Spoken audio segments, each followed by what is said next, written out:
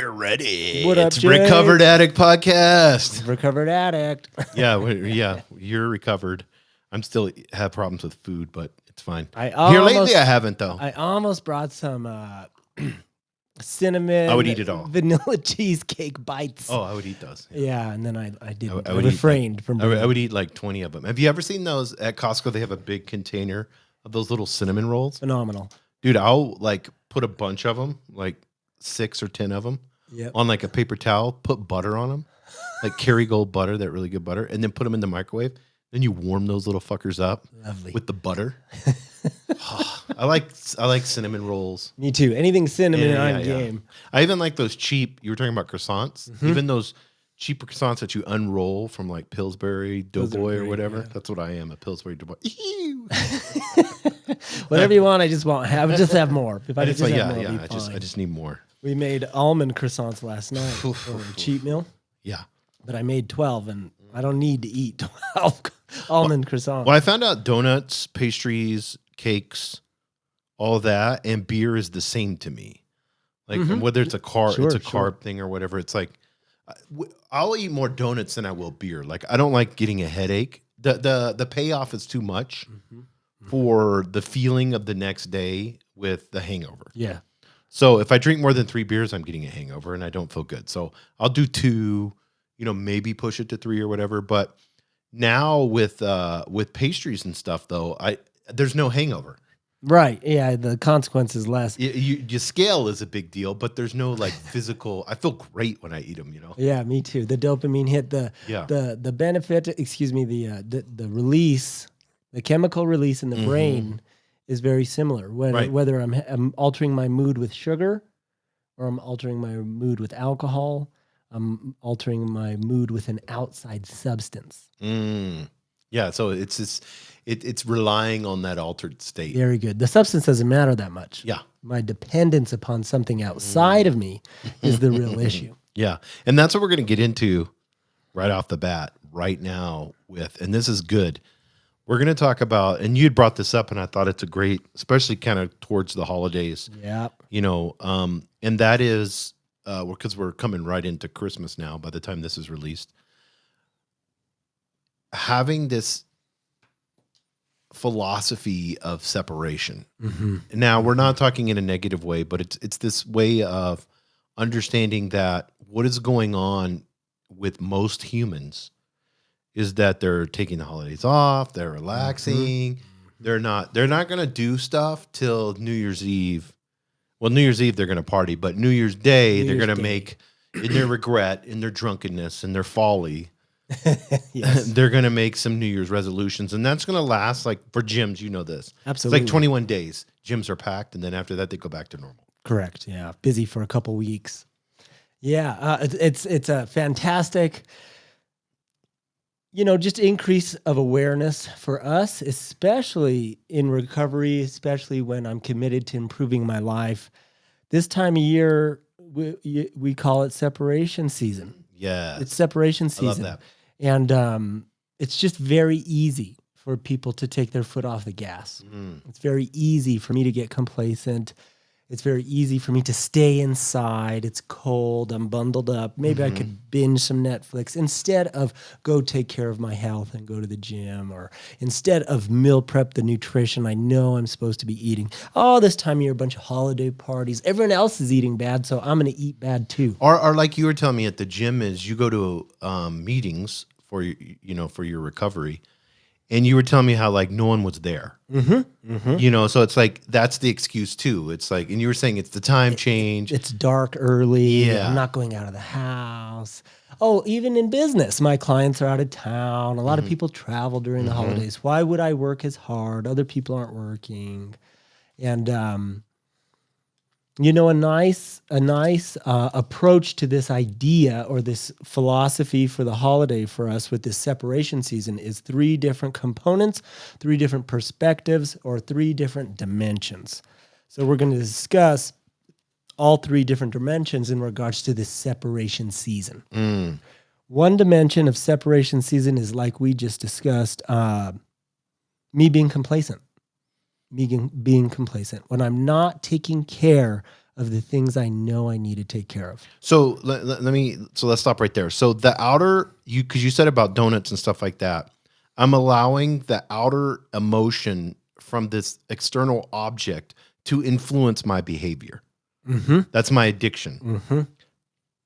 And so I'm allowing other humans not working, not doing what they want, goofing off. Yes. I'm allowing them to influence my behavior. It's like I give myself a pass. Yeah. I'm going to let the lazy nature of the holidays, the gluttonous nature and energy of the holidays to co-sign my bullshit so that I can also be lazy. That's what it is. So that I can also be gluttonous, so that I can fit in. A so little, what is it? FMO, fear of missing out. Yeah, fear of missing out, FOMO. Yeah. We were just talking about this at the gym, and this is how the 99% of the world operates right now. It's like, oh, well, I don't want to miss out on that. I don't want to miss out on the holiday parties. I don't want to miss out on getting time off of work. I don't want to miss out on enjoying my time off. Yeah, it's so funny. I do a lot of emails with business, and they're like, this is Q4, like quarter four. And they're like, we'll touch base after the holidays in Q1. It's like over and over and over again. And I'm sending emails and letting people know. That's why I always, when they at my work, they'll tell me, they're like, what are you doing for the holidays? What are you doing for this day or this day? And I always do a work function. Yeah. Because I want people to see that I'm motivated and I'm willing to put in the extra hours that need to get done, because giving yourself a pass means you're giving a pass to mediocrity. Very good. And when you give in to mediocrity, it's going to lead you back down the road to addiction. Excellent. Excellent point. Excellent point. Yeah. I'm not interested in mediocrity.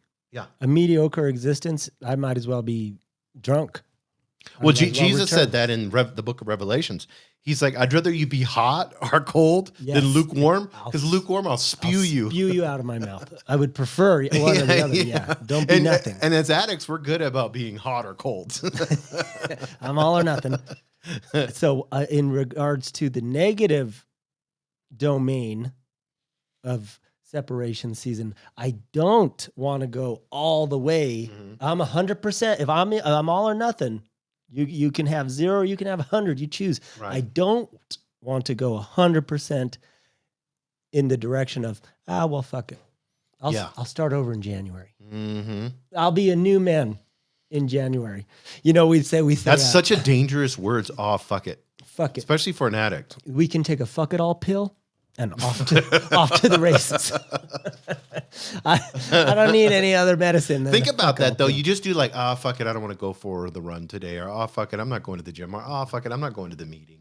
Right. Exactly right. Then it's like, fuck it, I'll have this drink. Exactly right. I'll just smoke weed. I can go to the weed shop. Even though I'm addicted to heroin and cocaine and everything else, I can do this one drug. Fuck it. I'm kind of, and then the fuck it goes. Then what's the next phase? The excuse. I'm already doing this. Why I'm not so do tired. More? I worked so hard. I did 10 hours. It's the excuse that leads to mediocrity too. It's fantastic. Fantastic point. During this season, we want to bring increased awareness to the danger of mediocrity, to the danger of fuck it, because that's poison. That's poison for an addict. You're invited to the kingdom of heaven. And we say, but first, let me wait till January. Yeah, exactly. I'll be ready to be a better man in January. But now I'm committed to fucking it. I'm committed to ruining my life. Yeah, I'm going to do what everybody else is doing. Yeah. And so that negative component of separation season, that taking my foot off the gas, giving myself a pass, fitting in, that mediocre existence, that's me separating myself from the man I know I can be. Yeah, that's that 180-degree flip of the separation. Yes. Because who wants to, it's like we were talking about mediocrity. It's like, this mediocre person inspired me. When we watch the stuff on Instagram or whatever, what do we get inspired by? People that do things exceptionally well, and they're disciplined, and they do them day in and day out, and they become an expert over time. And then in that, we're like, holy shit, That's a badass person. Yeah. But it's like, oh, this person pretty much did nothing and they just kind of hung out and were lazy. Didn't affect the world at all. Didn't do anything. They just were like lived in their comfort. We're not inspired by that. No. We're never inspired by that. And you could also add, we're not recovered No. in our mediocrity. I'm not improving my life. Like that's complacency. And for an addict, complacency is not enough. Complacency is a dangerous place to be. I cannot stay well today on yesterday's spirituality. Well, it's like, what does the word recovering mean? It's like recovering. You know, there's this newness of life, this birth that comes from recovering. Like you've recovered from something, and now it's this new step into something new.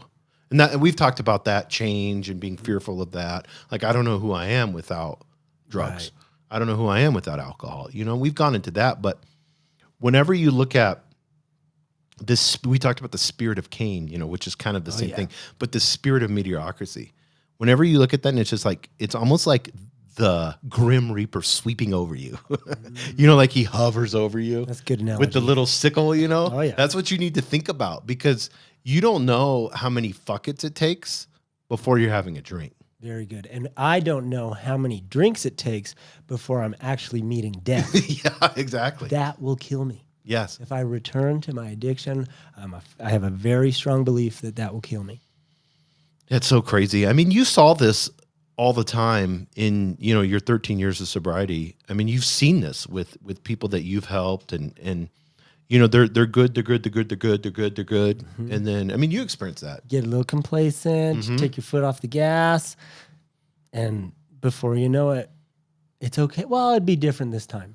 We were talking about the story of Lot in the Bible. And I think this plays, I was thinking about this. I think this plays with that, because why did Lot stay in Sodom and Gomorrah? Because it was comfortable. Yes, it was the because new he had age all city. he had all the comforts. He had everything that was there, you know, and he was told to get out, like, and he lingered. Because it was so comfortable for him. Yeah. He was caught up in his mediocrity.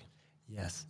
And when you're caught up in your mediocrity, and I want you to talk about Lot, but when you're caught up in your mediocrity, you will not just compromise yourself, but then you allow situations all around you to be compromised. And that's what happened with Lot. Very good. Very good. Yeah, and the angels that appeared to him, that came to visit, you know, it's a couple different things going on in the story, of course. All compromises. The story is about how I approach the strange. In separation season, it's strange for me to want to work harder. Yes. It's counterintuitive for me to say, this is when I double down. It's a weird idea. That's a strange idea. But the story of Lot and the story of Abraham and Sodom and Gomorrah is, how do you approach the strange? These strangers come to visit, and Abraham greets them like royalty.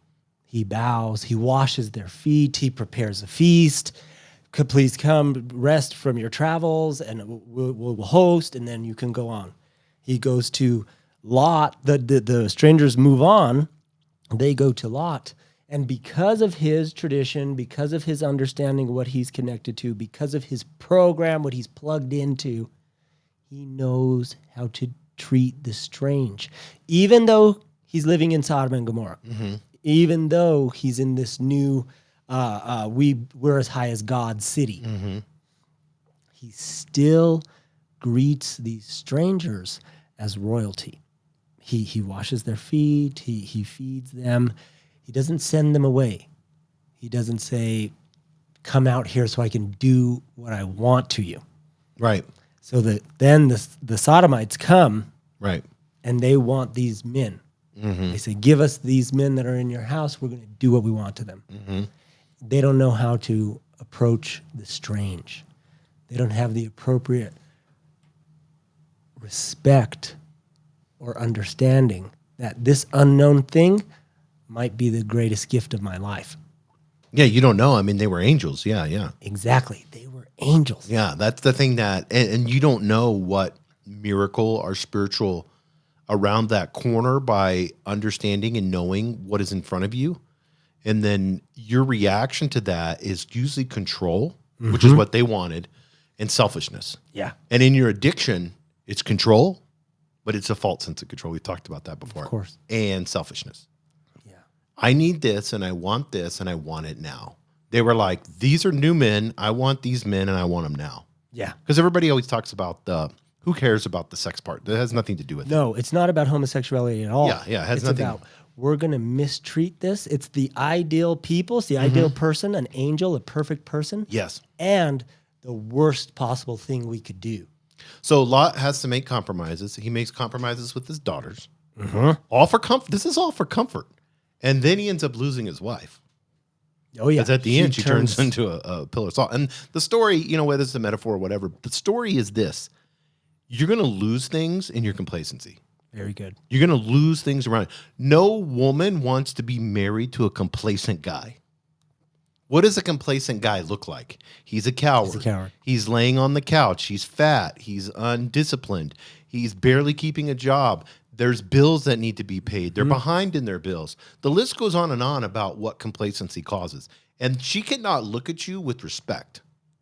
Powerful. If you're not doing that. And you can use the victim mentality of you being an addict, but that only goes so far. And people are like, you've used that you're an addict and you've struggled for fucking 5 years. It's time you get off your ass and do something fucking about it. The appropriate people, the people that are high functioning, the people that are heading in a positive direction, they're not going to stand for that. No. They're not going to let you stay on the couch. They're not going to let you not contribute. They're going to call you out. You're going to be called out on your bullshit. And it's so cool. Lot was not willing to listen to Abraham. Abraham knew about comfort because he wanted to hang out with his dad for how long? He didn't want to do what God wanted him to do. He didn't get going. So he's like, 75. Lot, I know a little bit about this. And, like older addicts, they're like, hey, I know what you're doing over there in Sodom and Gomorrah. I was there. Been there, got the t-shirt. I did it for 70 years. So I kind of could give you some advice. Why am I not there? Why am I still in my tents? Because Abraham was still in his tents. He wasn't in the fancy city. Right. And there's a reason for that, because he knew he had lived 70 years of being a piece of shit. Very good. And however long we've been in our addiction, when you're in your addiction, you're a piece of shit. You know what I mean? And I'm saying that in a loving way, because it's like a piece of shit to me is being selfish, rude, angry, crying, like all these crazy emotions that are just narcissistic and all about you. I'm lying, I'm cheating, I'm stealing. I'm doing everything that I can do to make sure that I am me. I am, but in a perverted way. Right. Absolutely. Yeah. Pure selfishness. That existence is horrific. That I would rather not exist than live in my addiction again. And then God comes to Abraham, and what does he say? He says, go. Fucking go. He says, get out of here. Get out of thy family's house and go have an adventure. Yes. So for the addict, that's this idea of, I'm going to leave the comfortable. I'm going to leave the mediocre. I'm stepping away from complacency. I don't know what's out there. It's going to be hard, but it's better than doing nothing, amounting to nothing, helping no one, and living a selfish existence that I wish I hadn't have lived. Yeah, it's so funny. It's like, why would an addict, and I know this answer, but I want you to talk about this. Why would you steal from your mom or dad, the people that you love the most that created you, over stealing from a stranger? I know they'll forgive me. Yeah, see? I know that I could get away with it. I know that they wouldn't.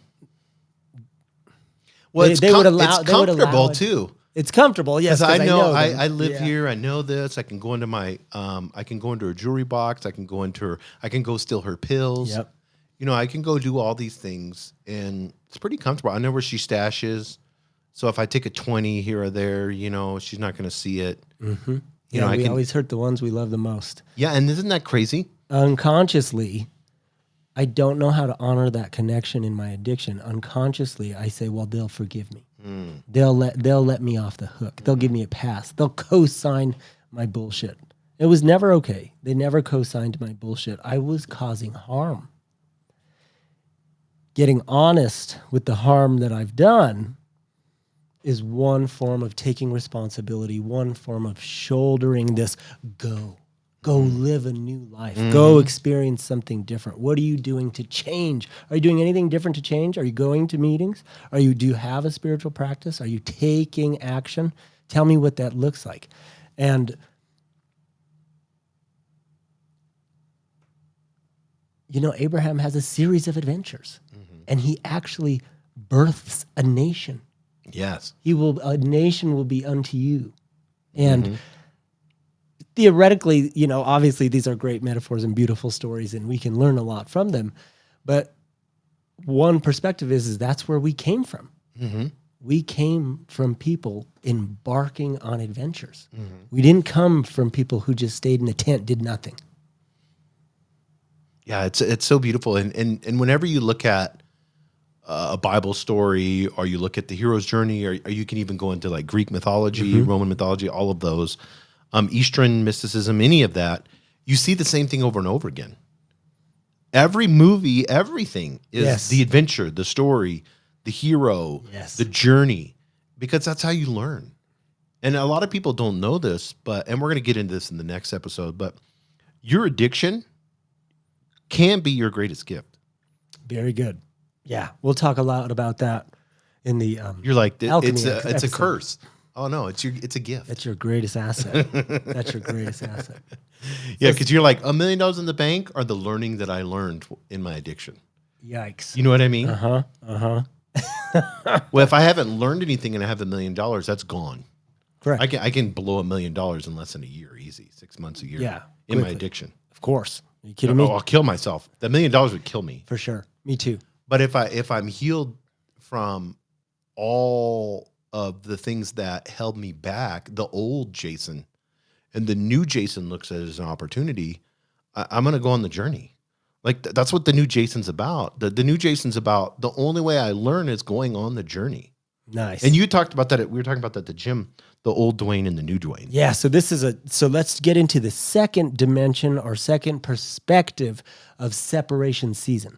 So the first perspective is I'm separating myself from the man I know I could be. I'm not taking care of business. I'm not doing right action. My house is out of Our order. woman, or they, them, Correct, it doesn't matter. Correct. Yeah. Correct. We're just saying Yeah, man is just like me for in Dwayne. general. Yeah. So But people- I'm separating myself from the person I know I could be. right. And then second dimension, second perspective, let's flip that coin. I am taking right action. Okay, I'm not going to have a haul a month. It's a haul a day. It's not a haul a week. It's not a haul. It's not a haul a month. It's a haul a day. Right. I'm going to allow myself to enjoy my family. I'm going to allow myself to enjoy some great food. But then for me, it's business as normal. Okay, January, then I'll be the man I want to be. Then I'll grow into the human I knew I can be. Fuck that. We are not setting New Year's resolutions in separation season. I've been doing well for a while. I have my house in order. My nutrition is on point. My exercise is on point. My family is in order. My businesses are functioning. They're at the highest capacity. I have all my houses in order. I've been doing well for a while. I'm not setting any fucking January resolutions. I'm just going to continue to do well. That's and awesome. keep my shit in order. Yeah. So now this is the flip side of the coin. This is the other advancement forward in separation season. This is when I separate myself from the lazy motherfuckers that aren't doing shit. Yes. You and that's I, the awesome part. we call this lapping season. Yes. This is when I lap season. I can work so hard between Thanksgiving and New Year's Day that I literally lap people in their productivity. Oh, 100%. Yeah. 3-4 times lapped them. Yeah. You can, there's so much that you can do, and you need to find that. I used to do that. Cause I always was like, how are people able to move up in a company really quickly? Sure. You know, and people that are addicts that have their addiction under control, you can, in an alchemical way, take that addiction and put it in a good way. Since you don't have anything else going on, and it's stupid to watch Netflix because that doesn't give you any money. Stop watching all that bullshit, sports, whatever. How much money, that's why I always like one guy, he always says, he goes, stop wearing a fucking jersey. Stop sitting in the stands as a fat fuck and get out on the field. Yeah. Why are you playing wearing the somebody game. else's jersey? Wear your own fucking jersey and put your name on it and get out in the fucking field. I love that. Yeah. Yeah. So he's like, everybody wants to be like with pornography. We want to watch it. We want to watch somebody else have fun. With sports, we want to watch somebody else have fun. How about you go fucking do that shit? Yeah. Get out on there. Yeah. Get your ass in the game. Yeah. And so the best way to do that is to find a job and work your fucking ass off. You want to change your life? Work right now. Yeah. Work 10, 12-hour days. What else you got going on? Especially What are you going to do? when everyone else is taking off. Yes. You know how yeah. easy it is to find work during separation season? Yes. Everything gets busier. It's so funny. I was talking to a guy the other day and he's like, well, I really don't like my job, blah, blah, blah. And I was like, well, what do you want to do? And he's like, well, I want to do what you want to do, like marketing and stuff like that. And he's just, I was like, well, where do you work at? And he named a small business, right? And I was like, why don't you work for them for free in marketing? Do your normal job, do 2, 3, 4 hours a night for free for them for marketing on their Instagram accounts or Facebook. Because I said they don't hardly have shit online. He's like, well, I don't want to work for, I was like, you're learning under their accounts. Mm-hmm. You can learn marketing for free. You don't have to go to school or anything. You can use their accounts at nighttime. And I said, if you go to your boss and say, hey, I want to take over the social media, I want to do the marketing for you, and I'm going to do it for 90 days, and then let's look at it and see what's happened, see if we've got new business. You know, this is a brick and mortar store. Yeah. So we've got more traffic or whatever, and then we'll have marketing meetings with you every 90 days if that's fine. And I'm going to do it for free for you. He's going to be, okay. Hell yeah. He's going to be, here's the passwords, here's the logins. You're running around, taking pictures, doing it, posting, doing all these things. Next thing you know, you're learning, you're online, you're learning, you're watching YouTube videos. You, for free, you became a marketing expert.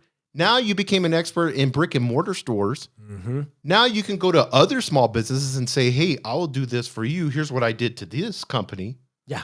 So, and I can do this for your company.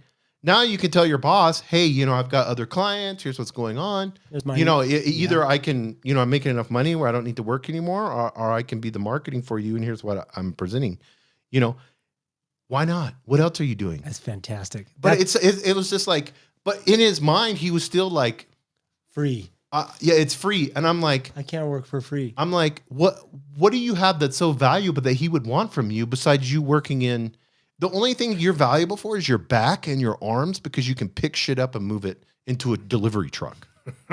That's all you're good for. Yeah. That's what he hired you for. He's trading your back and your arms for, you know, putting stuff in a delivery truck and delivering it to wine and, you know, all these places. If I have to invest in anyone, yeah, I want to invest in myself. And time is free. That time, that action, that learning, acquiring that knowledge can birth you can birth a brand new existence. Yes. You can birth a brand new life, a brand new career, a brand new income. You can create something entirely new just from effort and giving a shit. Because it's creation. Well, I always tell people too, it's like, you think you want to create this great product or this great thing. Why don't you give it away to your friends for free? And if they don't want it, then it's not a good product. Very good. Yeah. And if they want it, then you tell them, all I want from you, I'm not going to charge you for this. All I want from you is honest feedback. Like, I need you to tear this up. Like, I need to know what. And then if you do that with 5 people and 5 people say the same bad thing, now you know you need to improve that thing. Yes. It's that simple. Yeah. So it's like you need to, but we're so caught up in wanting and not giving. Very you know, and this is this holiday season. Why not give? So who can you give to? Why not make cookies or something and go to your meeting and give those out? Yeah. You know, well, I don't have very much money. Make little cards and give those to the people at your meeting and tell them how much you appreciate them. You know, there's so many ways that you can separate yourself from others. This is so important, man. This is so important. That's one of the biggest separation tools we can use, is when I go above and beyond to offer. What can I have the attitude of, what am I bringing to the table? I love that. Instead of, what are you holding for me? Right. I'm here to take, I'm here to take, I'm here to take. Did you get enough presents on Christmas? You better have got me 4 or 5 presents, because I'm here for my presents. No. Can I come to the table here to give? Mhm. I'm not here to receive. I'm here to give. That's one of the biggest separation tools we have. Mhm. If that's my attitude, if that's my vibration, it sets me apart Mhm. from other people.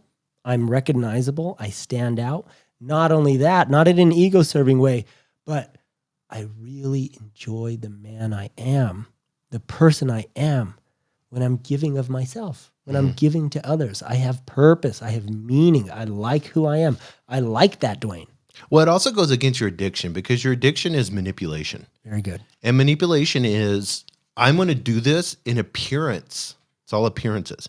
I'm going to do this in appearance so that it looks good so that I can turn around. It's like the ladies that came to Solomon in the Bible.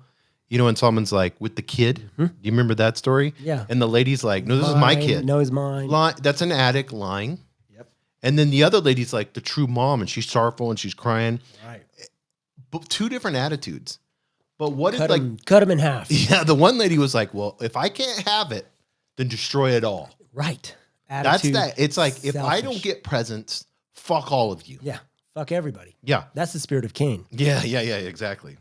And you know, and this is so important, exactly what you just said, Dwayne, because we get into this attitude of, as an addict, we get into this attitude is like, well, she's not giving me enough sex. She's not producing enough. She's not doing this, or he should be doing this, this, and this. And all we're doing is just running around critiquing everybody in a narcissistic way. And then your happiness is based off of me. Right.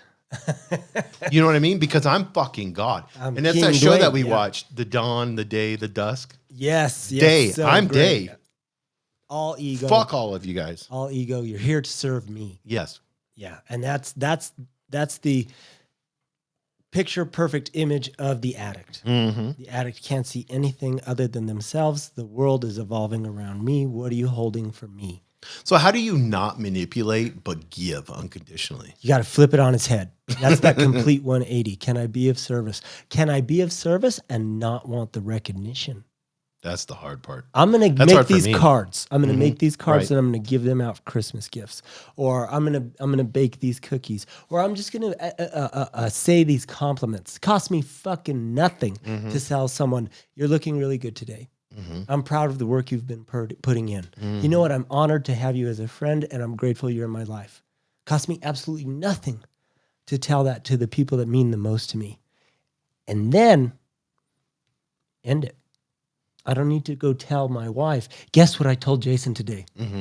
I told him that I was grateful he's in my life. Aren't I just the nicest person who talks good to everybody and get recognition for this pretend humility? Yes. For this pretend It's altruism. manipulation. Yeah. Absolutely. So we start doing counterintuitive action. It's very paradoxical. Doesn't make any sense in the beginning. But I'm going to try and be of service just for the sake of being of service. Initially, I do it because my life depends on it. You know what that reminds me of is I'm doing without needing it because I'm secure. Insecurity is I need you to tell me something. I need you to do something. I need something in return because I'm insecure. Right. If the most secure person in the world, which to me is always the story of Jesus. Yes, yes. We're using the Bible a lot today, guys, but it's not, like, I We don't don't want care. people to think, Yeah. I mean, we could use the Bhagavad Gita and stories and that and everything else. But the crazy part about that is he never expected anything. He just walked around and gave. Correct. Just love, love, love, love, bless, bless, bless. When I'm in my insecurities, I'm built on sand. Mm. And when I'm in presence, perfectly okay as I am connected to God, I'm built on bedrock. I don't need you to have any particular response to my altruism. I'm already am that. Yes. I already am okay because I'm on solid ground. That's freedom. Not only is that freedom for me, but that's freedom for the people in my life. Because they don't have to show up in any particular role that Dwayne the Tyrant is forcing them to play. Otherwise, I'm going to lose my shit. Yeah, it's so funny because with Day, I've been watching that show, and it's on Apple. So good. What's the name of it? I forgot. It's not Foundations, is it? Yeah, Foundations. It's phenomenal. It's on Apple, and it's like I pictured I had 3 sons, that were little, and I picture your son, because he's just turning 3. Yeah, he'll be 3. But I pictured him at being like 2, And I pictured my kids when they were like 1 and 2. And I pictured Day and all of them when the tower came down and everything. And it was like a little kid saying, you destroyed my toys. Yep. You took from me. And guess what? Like, you know how kids get so angry, like red in the face, like pure rage when you take their toy? Absolutely. It's that where I get when I feel somebody's maybe taking advantage of me, when I feel like I gave to you and you didn't give me very much back. Keeping it's score. that judgment, and then that rage hits, like, fuck you. Yeah, absolutely. The addict never grows out of the 2-year-old ego. It's called king baby for a reason. It's like I still have this baby ego inside of me that never evolved into God consciousness. Never evolved into I'm built on bedrock. This is a nice Eckhart Tolle teaching. The ego of a child has not developed enough to know that they're separate from the toy. So when you remove the toy, it's like losing a limb.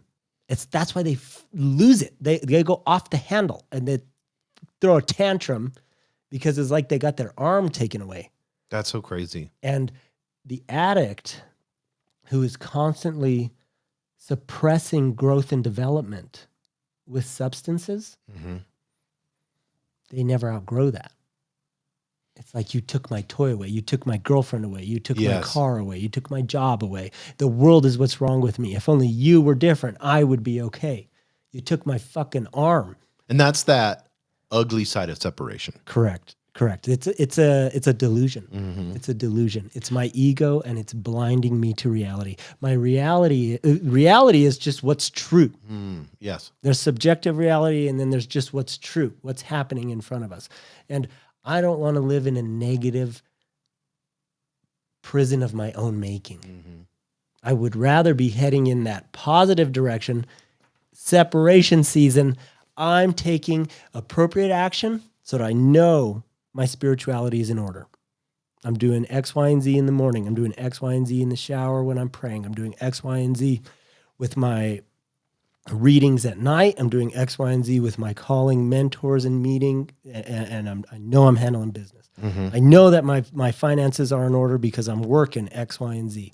I know that my health is in order because I'm going to the gym 4 or 5 times a week. I'm doing this much cardio a week. I know that my nutrition's in order because I cooked the fucking chicken. It's sitting in my fridge. I took appropriate action, and now I'm separating myself from the people that are doing nothing.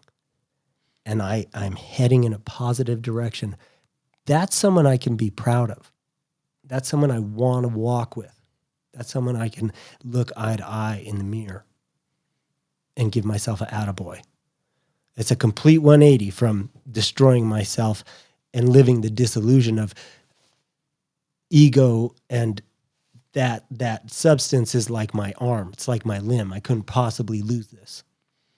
So we're doing a complete 180.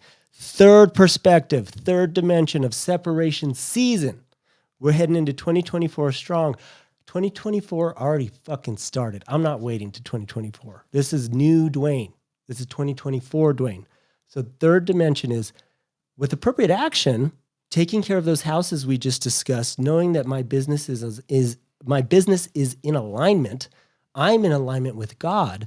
Spiritually, I'm in alignment with work. I'm in alignment with health. I'm in alignment with family. All my houses are in order. I'm also separating myself from the old Dwayne. Yes, that's I'm good. becoming something new. Completely new. 2024 Dwayne does 20 reps with his normal weight on the bench. 2023 Dwayne only did 15. 2024 Dwayne spends 20 more minutes hanging out with his kids in the evening so that they know who his father is. 2023 Dwayne fell asleep on the couch.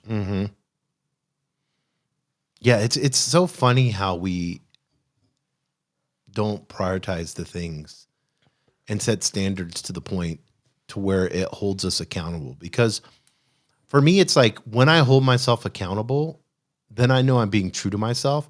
And when I'm being true to myself, it's easy to be true to others. But when I'm giving myself the outs It's so easy to lie to other people. Like Jordan Peterson talks about this, like his big thing is not lying. Absolutely. You know, like he told his wife in the beginning, he's like, whatever, just don't, I can handle anything, just don't lie to me. And I was thinking about that when he was talking about this, like how it's so easy to lie. Yeah. It's so easy. And it's so easy to lie to yourself.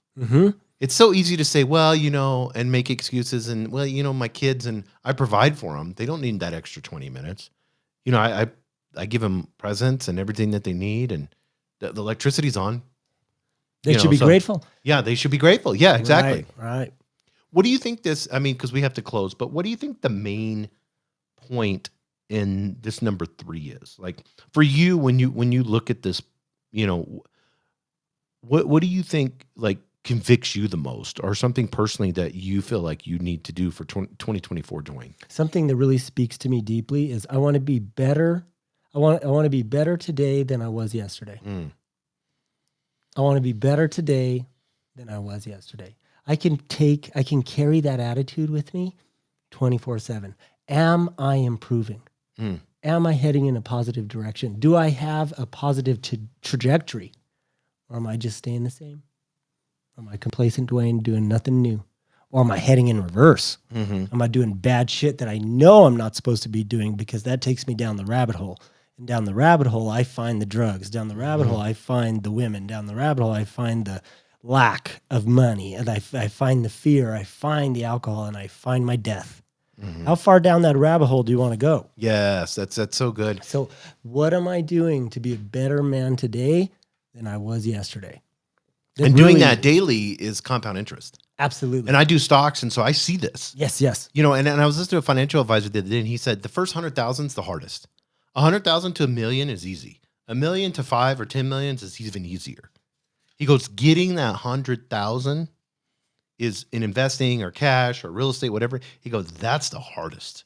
He goes, once you hit the 100,000, you're in there. And I was thinking about it. It's like, once you go to the gym for 6 months straight, you're in there. You're in there. Yeah, you've been doing it. And then it's compound interest, because, you know, now it becomes easier. It's like our brains are wired. It's on like good habits, like good, you know, we're like, we are almost, you know, all of those glands that we have, the hormones that we have, everything kind of just says, okay, this is what I'm doing. Right. Like I've willpowered enough to where, like for me, I live on like 50% of my income. Yeah. Because I want to save it. And now I'm like, it's fun for me. Like this morning I was looking at Polaris stock, you know, like the ATVs. Cool. It's a 5-year low. It's on clearance. They're not, ATVs are not going anywhere. No. Golf carts, all that stuff. None of that stuff's going anywhere. Why would I not buy that right now? It's just on sale. So the clearance rack hits, boom, I'm buying it. I have cash there. I can sit there and buy it. So I bought it, you know, and what's going to happen in a year, 2, 3 years? It's just going to grow. So powerful. If it goes down, I'm going to buy more. You're bargaining with the future. Yeah, we go. I'm making a sacrificial decision now. I'm going to dish out a little cash or whatever it may be. I'm going to dish out a little time in the gym because I'm willing and I can comprehend this is going to benefit future Dwayne later. Human beings are the only creatures on planet Earth that can do that. I'm willing to make a sacrificial decision now that's going to benefit me later. Those little decisions, those little mundane, normal decisions. Did I make my bed today, or did I just burst out the house in a rush because I woke up and had to sleep an extra 15 minutes? No. I got up. I made my bed. I took care of my cardio. I took care of my prayer. Those little things add up into a big life. Those little things done well over and over and over. The mundane, normal day existence stuff makes up 70 to 80% of our entire existence. Yeah, it's like almost taking the fuck it and making it a good way. Like, fuck it. Fuck my emotions. I'm getting up. Fuck it. I'm going to the gym. Fuck it. I don't feel like it. It's nice and cozy here, and I want to watch this new Netflix show, but I'm going to the meeting. That's taking the fuck it all pill for the complacency and mediocre. Yeah. Because I lived that, and I'm not doing it again. Yeah, 2023 Jason is not going to Krispy Kreme. It's separation season, baby. We're in 2024 already. Love it.